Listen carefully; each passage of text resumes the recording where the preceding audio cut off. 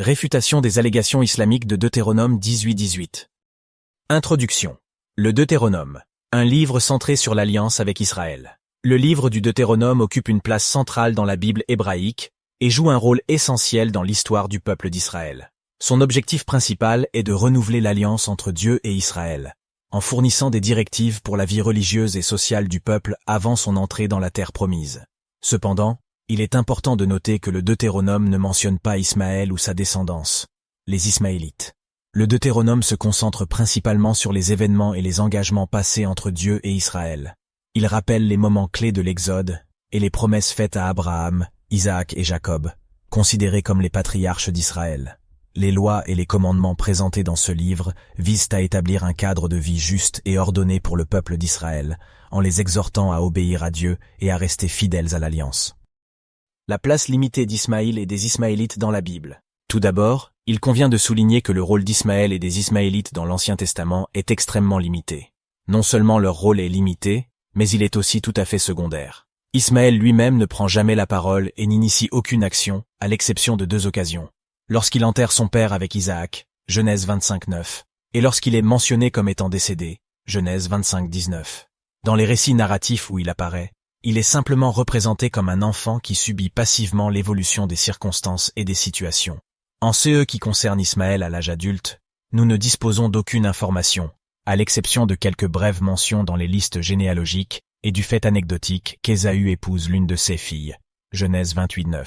Ismaël n'est mentionné que 20 fois dans l'ensemble de la Bible, principalement dans les chapitres 16, 17 et 25 de la Genèse, alors qu'Isaac est mentionné environ 112 fois, dont 80 occurrences se trouvent dans la Genèse. En ce qui concerne les Ismaélites, ils ne sont mentionnés que 8 fois dans toute la Bible, principalement dans l'histoire de Joseph, Genèse 37 et 39-1. Leur rôle lui-même est très secondaire, se limitant à l'épisode de la vente de Joseph, sans qu'aucune parole ne leur soit attribuée. Les 4 autres occurrences ne sont que de simples allusions. Par exemple, Juges 8-24, 1 Chronique 2-17. Muhammad n'est pas prophétisé. Voici 7 raisons de penser que Muhammad n'est pas prophétisé dans Deutéronome 18. Muhammad ne reconnaît pas le tétragramme. Il n'est pas question d'un individu, et donc il n'est pas nécessaire de faire une identification. L'identification faite par les apôtres est attribuée à Jésus. L'identification selon les enseignements des rabbins revient au Messie. Il ne peut y avoir de prophète après le Christ Jésus. Muhammad n'est pas israélite. Muhammad ne peut être le prophète mentionné dans les prophéties de la Torah, car sinon Moïse n'a jamais annoncé Jésus. L'absence du tétragramme dans la revendication prophétique de Muhammad. Le tétragramme, représenté par les lettres hébraïques Yod He Vav He, Yahweh, qui représente le nom de Dieu dans les écritures hébraïques, est mentionné à plusieurs reprises dans la Bible. Il est utilisé pour identifier le Dieu qui envoie un prophète. En comparant les revendications prophétiques de Muhammad, nous constatons qu'il ne se présente pas comme étant envoyé par un Dieu identifié par le tétragramme. Considérons cette absence apparente comme une preuve de l'incompatibilité entre la prophétie de Muhammad et les écritures hébraïques. Il convient de noter que l'argument islamique selon lequel l'absence du tétragramme dans la revendication prophétique de Muhammad, due à une différence linguistique et culturelle, est discutable, car à l'examen des versions arabes de la Bible chrétienne, nous constatons que le tétragramme est en réalité inclus dans ces traductions. Par conséquent, cela indique que les traducteurs arabes chrétiens ont trouvé un moyen de rendre le tétragramme dans leurs langues respectives. De plus, il est important de souligner que le terme Allah, utilisé dans la langue arabe, ne trouve pas son origine clairement établie. Bien que certains soutiennent qu'il dérive de la contraction de Al-Ilah, le Dieu, d'autres hypothèses existent. Dans le livre du Deutéronome, les versets 15 et 18 font référence à un Dieu spécifique en utilisant le tétragramme. Cette mention spécifique du nom divin pose une problématique majeure à l'égard de la prétention d'identifier Muhammad au prophète dont parle le texte. Car en effet, il est essentiel de souligner que Muhammad lui-même n'a jamais déclaré être envoyé d'un Dieu portant le nom du tétragramme. Ces enseignements et ces révélations se réfèrent plutôt à un Dieu désigné par le terme Allah, en arabe.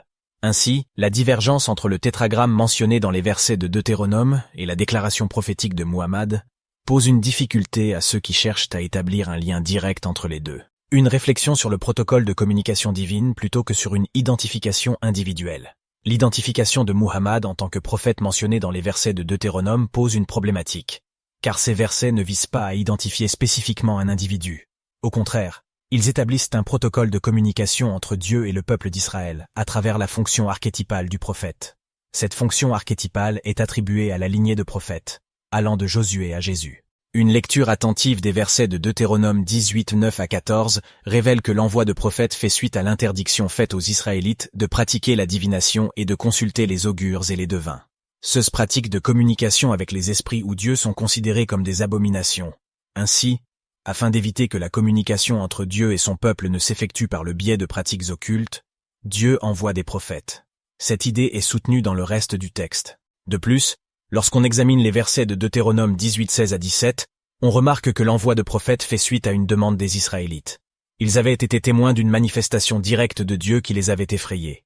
Par conséquent, ils ont exprimé le souhait de ne plus vivre une telle expérience, et Dieu a néanmoins choisi de continuer à leur parler par le biais de la prophétie.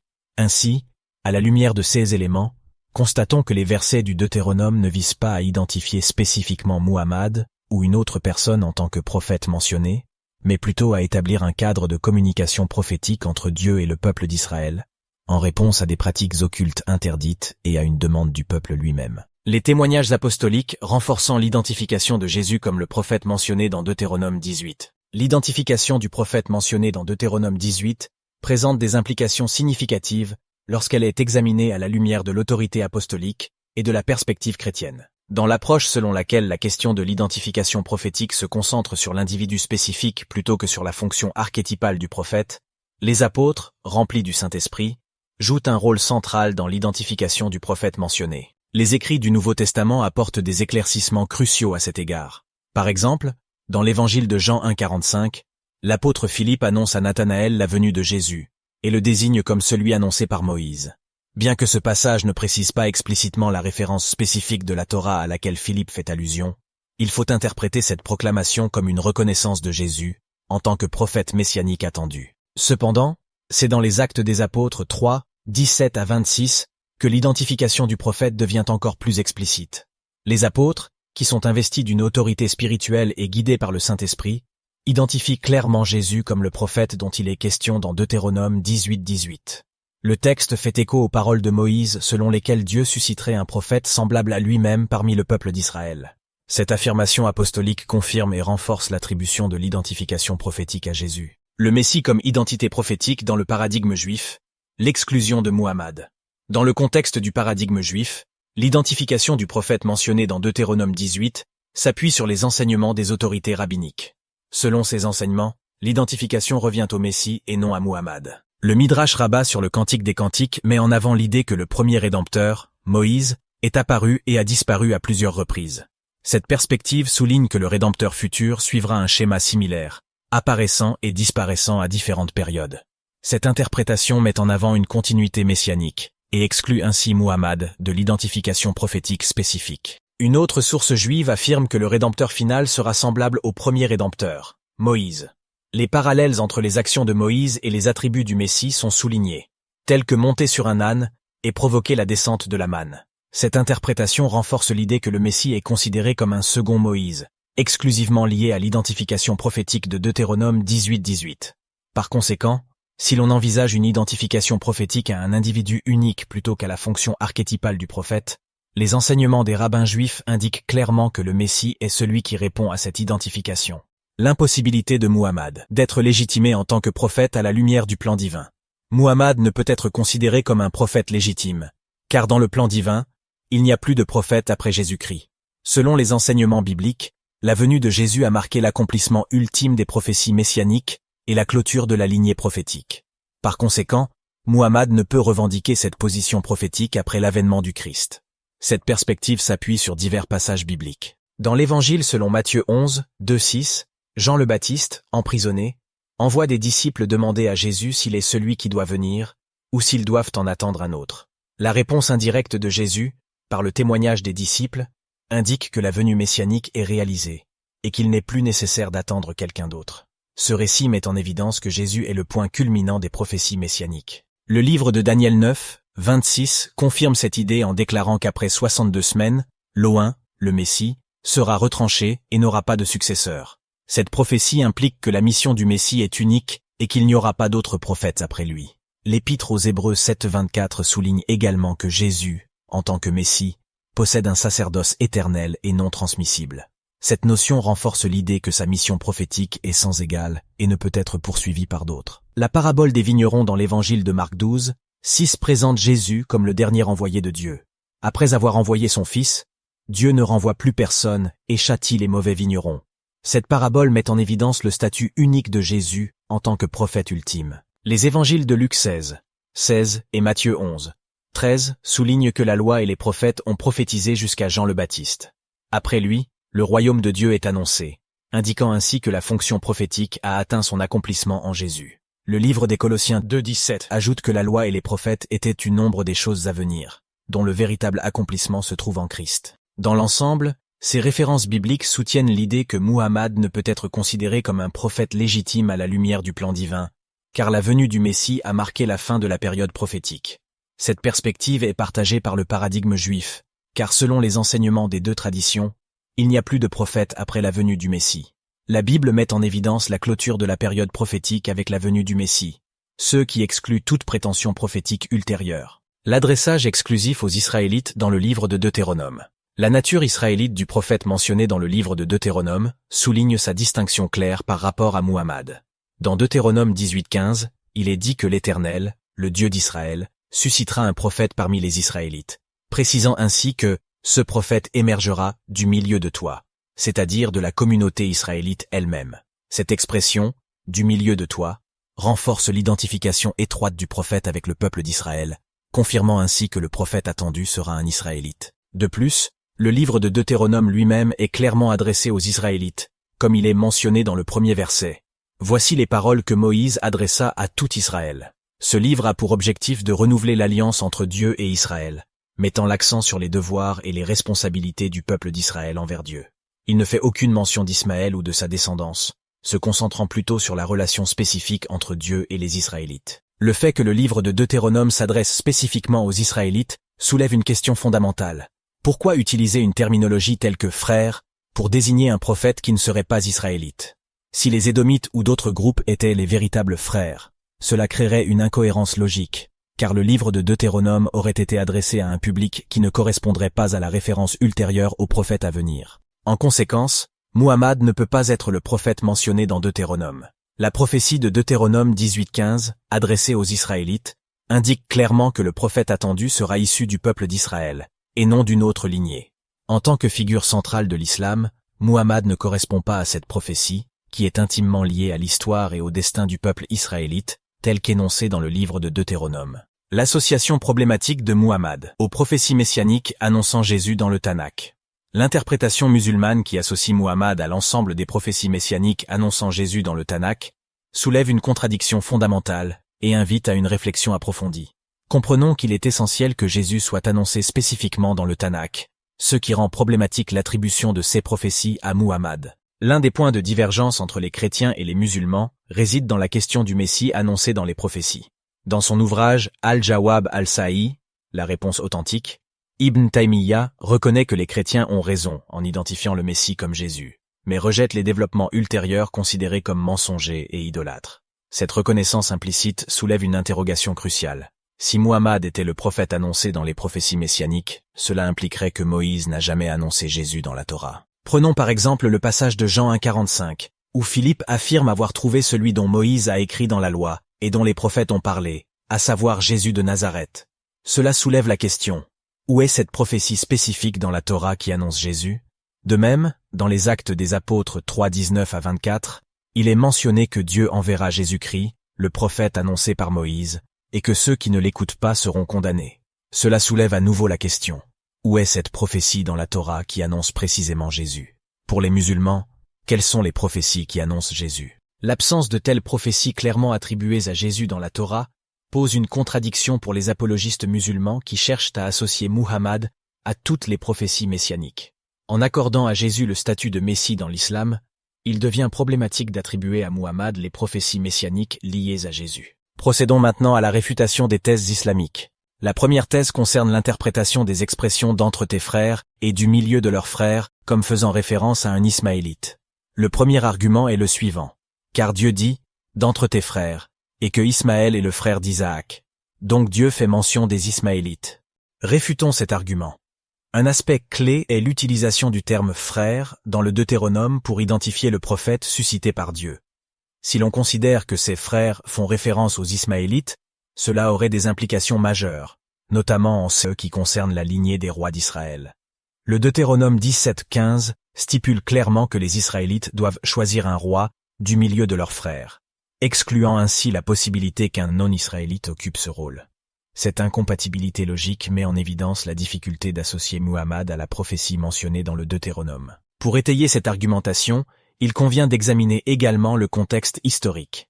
Les passages de 1 Samuel 8:6-10 et 1 Samuel 13, un relatant la mise en place du premier roi d'Israël, Saül, qui provient de la tribu des Benjamites, non des Ismaélites. Cet événement témoigne de l'accomplissement du commandement du Deutéronome 17:15, où Dieu permet aux Israélites de choisir un roi parmi leurs frères israélites. Cette réalisation historique renforce l'incompatibilité de Muhammad en tant que prophète mentionné dans le Deutéronome, étant donné son origine non israélite. Une deuxième réfutation consiste à examiner le cas hypothétique où l'on ne considère pas les Israélites, pour déterminer s'il existe un meilleur candidat que Ismaël pour cette appellation. Le Deutéronome s'adresse explicitement aux Israélites. Cependant, si l'on envisage l'hypothèse que les frères mentionnés dans le Deutéronome ne font pas référence aux Israélites, d'autres candidats peuvent être considérés, tels que les Édomites, qui seraient de meilleurs candidats que les Ismaélites. En remontant la généalogie biblique, Ésaü, le frère de Jacob Israël, est le premier à apparaître dans l'arbre généalogique. Toutefois, une analyse rigoureuse révèle des problèmes logiques inhérents à ce genre d'interprétation alternative. La thèse islamique selon laquelle le verset fait référence aux Ismaélites, Ismaël étant l'oncle d'Israël, est une conjecture sans appui scripturaire direct. Aucun verset de la Bible ne mentionne explicitement les Ismaélites comme étant les frères des Israélites. Une troisième réfutation consiste à démontrer le sophisme. L'affirmation islamique est la suivante. Le prophète attendu sera issu des frères des Juifs. Abraham eut 2 fils, Ismaël et Isaac. Les Juifs sont les descendants du fils d'Isaac, Jacob. Les Arabes, quant à eux, sont les descendants d'Ismaël. Les Arabes sont donc les frères des Juifs. Le raisonnement présenté dans ce syllogisme est un exemple de sophisme, plus précisément un sophisme de généralisation hâtive ou de fausse analogie. Bien que la chaîne de raisonnement puisse sembler logique, elle contient des erreurs de logique qui compromettent sa validité. Le sophisme réside dans la conclusion selon laquelle les Arabes sont nécessairement les frères des Juifs en se basant sur leur ascendance commune à partir d'Abraham. Le fait qu'Ismaël et Isaac soient les fils d'Abraham ne garantit pas que tous leurs descendants soient considérés comme des frères au sens strict du terme. Le terme « frère » dans le contexte biblique et historique est utilisé pour désigner une relation plus étroite et spécifique, liée à la descendance d'un même père et d'une même mère. De plus, le syllogisme ne tient pas compte des différences et des divisions qui ont émergé au fil du temps entre les descendants d'Ismaël et ceux d'Isaac. Les Arabes et les Juifs ont développé des identités culturelles, religieuses et politiques distinctes, avec des histoires et des héritages différents. Il est donc erroné de conclure que les Arabes sont automatiquement les frères des Juifs simplement sur la base de leur ascendance commune à partir d'Abraham. Ce raisonnement néglige les nuances historiques, les différences culturelles et les réalités contemporaines qui séparent ces deux groupes. Il est important d'adopter une approche plus rigoureuse et nuancée lors de l'analyse de telles questions historiques et généalogiques. À noter que dans les versets Genèse 16:12 et Genèse 25:17 et 18, on ne fait pas mention d'Israël mais de Isaac. Une quatrième réfutation consiste à examiner le cas hypothétique où l'on considère que le verset fait mention d'Ismaélites et à le confronter au fait qu'il n'a pas été prouvé que Muhammad était un Ismaélite. En considérant l'hypothèse islamique selon laquelle le verset Deutéronome 18:18 fait référence aux Ismaélites, il est important de souligner qu'il n'existe aucune preuve concrète soutenant l'affirmation que Muhammad était un Ismaélite. Les récits historiques et les généalogies disponibles ne permettent pas d'établir un lien direct entre Muhammad et la lignée d'Ismaël. Les recherches généalogiques indiquent plutôt que la généalogie de Muhammad remonte à Adnan, un ancêtre qui n'est pas directement lié à Ismaël. Par conséquent, l'assertion selon laquelle Muhammad serait l'accomplissement prophétique mentionné dans le Deutéronome 18:18, basé sur son statut d'Ismaélite, manque de fondement solide. La deuxième thèse concerne l'interprétation des expressions « un prophète comme toi », comme faisant référence à Muhammad. Le premier argument est le suivant. Car Dieu dit « un prophète comme toi » à Moïse, et que Muhammad a plus de points communs que Jésus avec Moïse. Donc la Torah fait mention de Muhammad. Le second argument est le suivant. Car Dieu dit « je mettrai mes paroles dans sa bouche », et que le Coran dit que Muhammad ne fait que réciter des paroles inspirées. Donc la Torah fait mention de Muhammad. Réfutons cet argument. L'analyse des critères de comparaison utilisés par les apologistes musulmans pour identifier le prophète mentionné dans les passages du Deutéronome 18:18 révèle leur nature totalement arbitraire et dépourvue de fondements solides. Ces critères ne permettent pas de soutenir de manière convaincante que Muhammad est le prophète annoncé. Les passages cités évoquent l'émergence d'un prophète similaire à Moïse. Cependant, il est possible de créer un schéma de comparaison arbitraire qui mettrait en avant Jésus ou toute autre personne, comme étant plus semblable à Moïse que Muhammad. Une célèbre citation attribuée à Albert Einstein souligne l'importance de ne pas juger une entité selon des critères inappropriés, car cela peut conduire à des conclusions erronées. Si vous jugez un poisson par sa capacité à grimper à un arbre, il vivra toute sa vie en croyant qu'il est stupide. De plus, s'il y a bien un critère discriminant mentionné par le texte, c'est celui d'être israélite comme Moïse. Et enfin, une identification du prophète annoncé a déjà été réalisée par les apôtres, comme en témoigne le récit des Actes 3. Il est évident que le critère discriminant, qui est à la fois clair et mentionné dans le verset, est celui que le prophète doit être issu d'entre les frères de Moïse, donc être israélite. Concernant le deuxième argument, il est important de souligner que les croyants juifs et chrétiens, bien avant l'avènement de Muhammad, avaient déjà une conviction profonde en l'existence de prophètes qui parlaient par l'inspiration divine. Cette conviction est basée sur les écrits sacrés tels que mentionnés dans 2 Timothée 3,16, où il est affirmé que toute écriture est inspirée de Dieu et utile pour enseigner et instruire dans la justice. De même, 2 Pierre 1,21 met en évidence le fait que les prophéties ne sont pas le résultat de la volonté humaine, mais qu'elles sont prononcées par des hommes poussés par le Saint-Esprit. Dans l'évangile de Luc 1,70, il est mentionné que Dieu a parlé par la bouche de ses saints prophètes depuis les temps anciens. Un exemple concret est donné dans 2 Samuel 23,2, où une comparaison entre les paroles du prophète Samuel et celles de Deutéronome 18 révèle une similitude significative. Le verset souligne l'inspiration divine dont Samuel bénéficie lorsqu'il transmet la parole de Dieu. Il est important de noter que cette affirmation est formulée de manière plus explicite que les références similaires trouvées dans le Coran. De plus, étant israélite, Samuel est un exemple plus pertinent pour la comparaison avec Moïse que Muhammad, étant donné leur héritage israélite commun. Un autre exemple est donné dans le passage de Jérémie 1,7-9, où le prophète Jérémie fait référence à une expérience prophétique dans laquelle il est appelé par Dieu à prophétiser. Il utilise une expression similaire à celle trouvée dans le Deutéronome 18 pour décrire l'inspiration du Saint-Esprit en lui. Jérémie est donc lui aussi un exemple plus pertinent que Muhammad pour la comparaison avec Moïse. La troisième thèse consiste à dire que si Deutéronome 18 ne faisait pas référence à Muhammad, alors cette prophétie ne s'est jamais réalisée. Abdul Ahad Daoud, l'ex-révérend et prêtre catholique romain David Benjamin Keldani de la secte des Chaldéens unis, a écrit, après sa conversion à l'islam, un livre intitulé « Muhammad in the Bible », Muhammad dans la Bible. Au sujet de cette prophétie, il a écrit « Si ces mots ne faisaient pas référence à Muhammad, cela signifierait que cette prophétie ne s'est jamais réalisée. Jésus lui-même n'a jamais prétendu être le prophète auquel il est fait allusion dans ce verset. Même ses disciples étaient d'accord. Ils attendirent la seconde venue de Jésus pour voir se réaliser la prophétie. Acte 3, 17-24. Cela demeure un fait incontesté que Jésus, lors de sa première venue sur terre, n'était pas un prophète semblable à Moïse, et que lors de sa deuxième venue, cette prophétie ne pourra correspondre à ce qu'il sera alors. Selon l'Église, Jésus reviendra en tant que juge, et non comme législateur. Or, celui dont parle la prophétie viendra avec la loi dans sa main droite. Fin de citation. On peut noter plusieurs contradictions dans le discours de Abdul Ahad Daoud. La première étant la sélection partiale qu'il opère, car dans son argumentaire il va prétendre se reposer sur l'avis de l'Église qui irait dans son sens, mais rejette le reste de l'ensemble des interprétations de l'Église. Sans ce procédé fallacieux, sa thèse serait caduque, car dans le cas qu'il suggère où les versets 17-26 de Acte 3 se réalisent lors de la parousie, second avènement du Christ, le Christ reste celui qui est identifié à Deutéronome 18-18. D'ailleurs, si les versets 17-26 de Acte 3 ne font pas référence à Deutéronome 18-18, à quel verset de la Torah, 16 versets font-ils référence? Et pourquoi sont-ils identiques à Deutéronome 18-18 dans la formulation? Il n'est pas explicité que les versets 21 et plus de Acte 3 sont à venir. Au contraire, il semble faire référence à une prophétie énoncée puis réalisée au passé. Pour Abdul Ahad Daoud, le fait que Jésus vient puis est caché pour finalement revenir est un critère excluant Jésus de la similarité avec Moïse. Mais c'est tout le contraire. C'est ce qui fait de Jésus un second Moïse. Je vous remercie d'avoir regardé cette vidéo. N'oubliez pas de vous abonner.